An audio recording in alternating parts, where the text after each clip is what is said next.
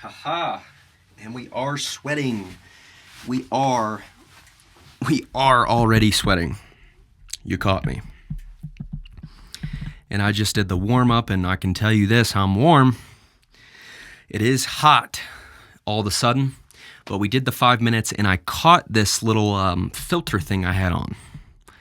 I was done with the 5 minutes. I was about to start, and then I was getting the feedback into the headphones. I'm like, something sounds weird. What could that be?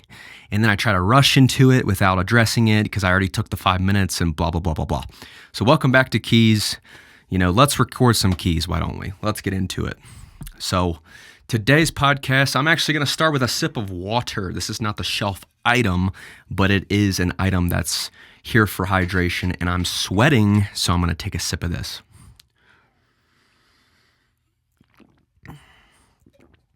Okay.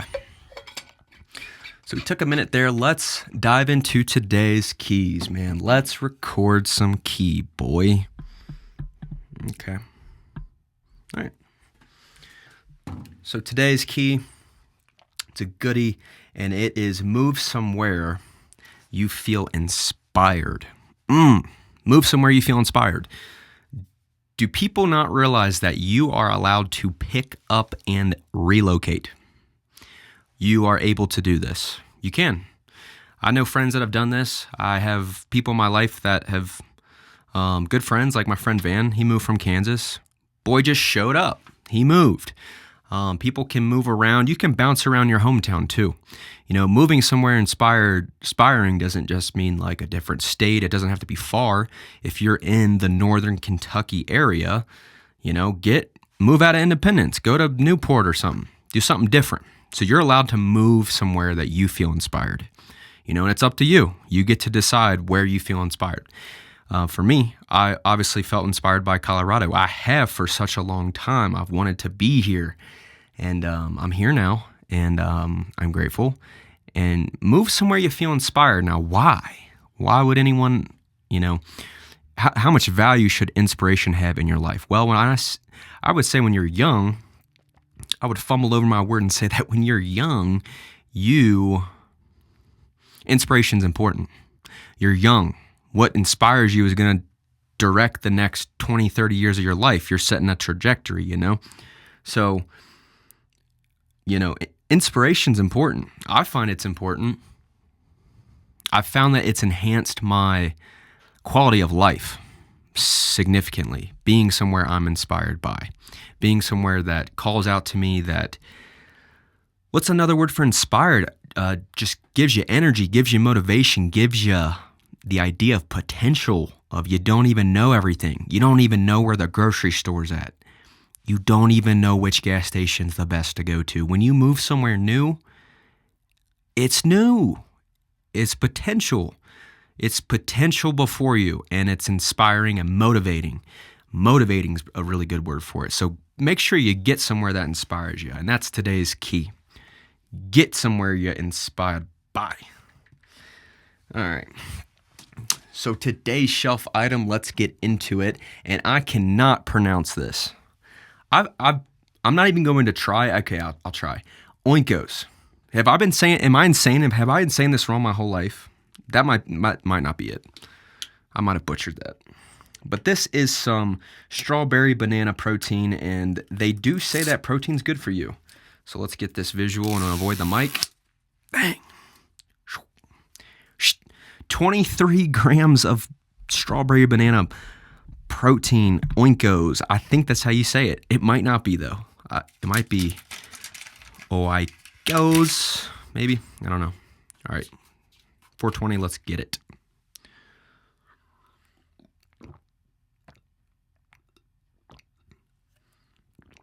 Wow. That was about 12 and a half grams.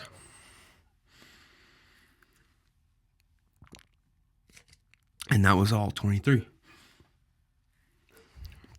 Oh, it would be 11 and a half. Oops.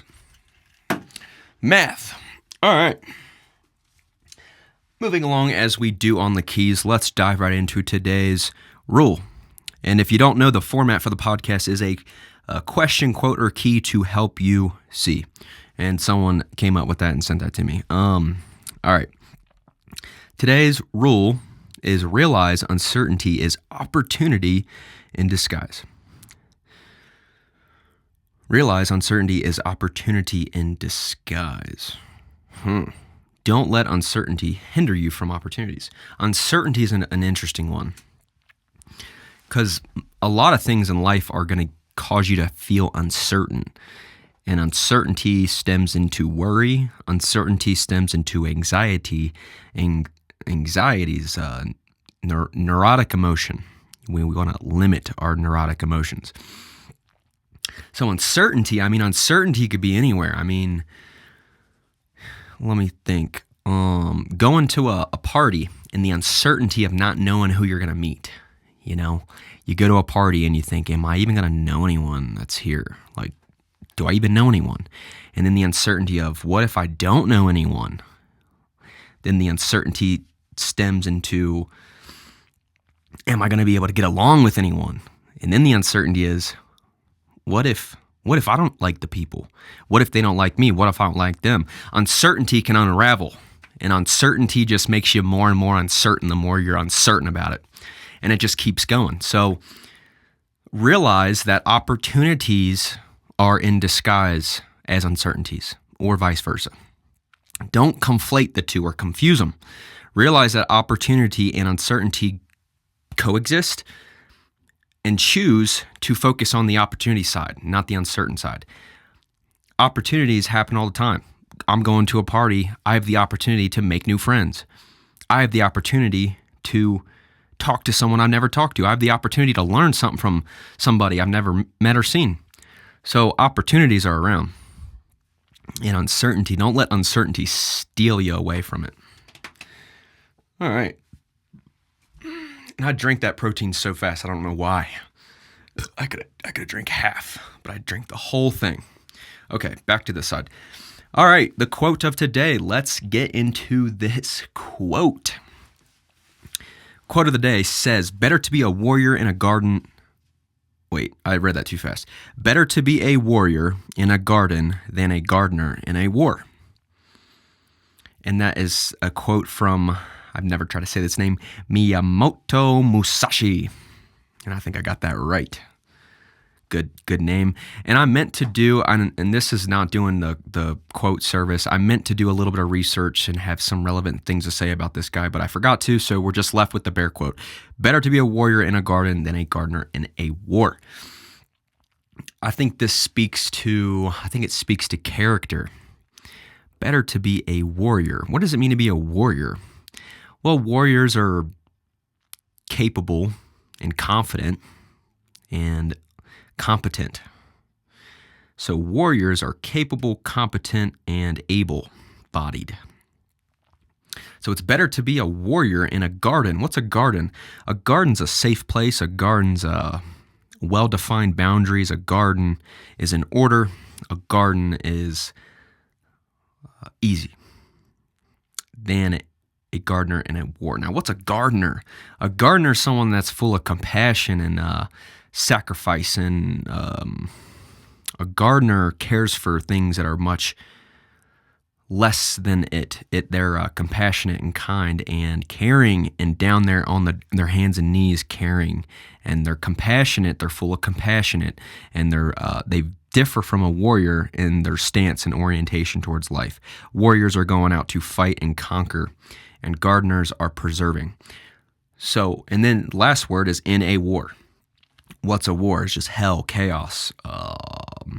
Nothing's in order. Danger, malevolence, evil. So it's better to be a gardener, dang it, better to be a warrior in a garden than a gardener in a war. Why? When you have character, it doesn't mean that, when you have character, it means that you're strong. So, and you get strong by being disciplined, and you get strong by being pushing the boundaries of what you can be, exploring. You develop good warrior-like characters through trial and error and strife, and you continue to move forward in the face of that. And then a gardener, not to be putting down people that are gardeners, but let's think metaphorically here. I need to think more metaphorical. A gardener is like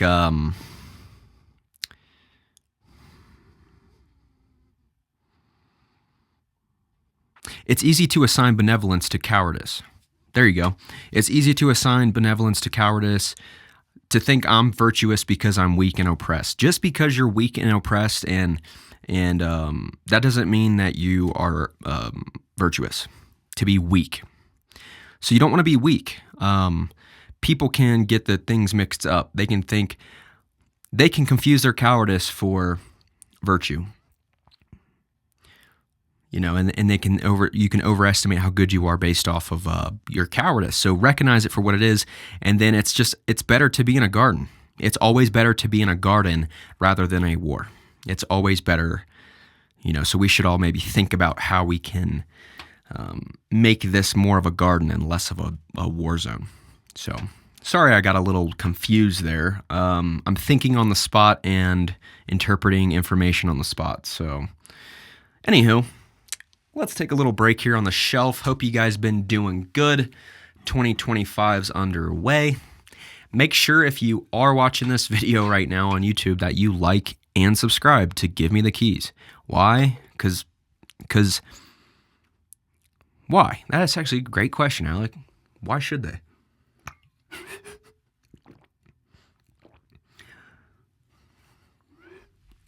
Because these are your keys, man. I mean, subscribe to your own dang keys. These aren't even my keys anymore. Like, these are literally your keys. Like, I'm giving myself the keys for you so that you can have them. So like and subscribe. Let's round it out with a question. I can read it from here. It says, what's your vision for 2025? Man, what's my vision? What's my vision? My audience. Sorry, guys. So people are probably like, what's his audience? I had these little stick figures drawn out on a piece of paper, and they're people that I'm talking to. And someone might think I'm insane for that, but it helps me remember to talk like directly to other people, because I am alone. So, all right, guys, what's my vision for 2025? Well, I want to be a better man. I want to be a better man. I want to have more discipline. I want to be stronger. I want to refrain from doing the things that make me weak. And let's get a little bit more practical here. My vision for 2025, I'm specifically progressing in about 4 or 5 domains. One of those domains is creative. I am progressing rapidly in creative domains, like music, for example, and podcasting, for example, and making YouTube content /videos /videography / whatever word you want to use for it. So I'm seeing progress in these areas creatively. I'm seeing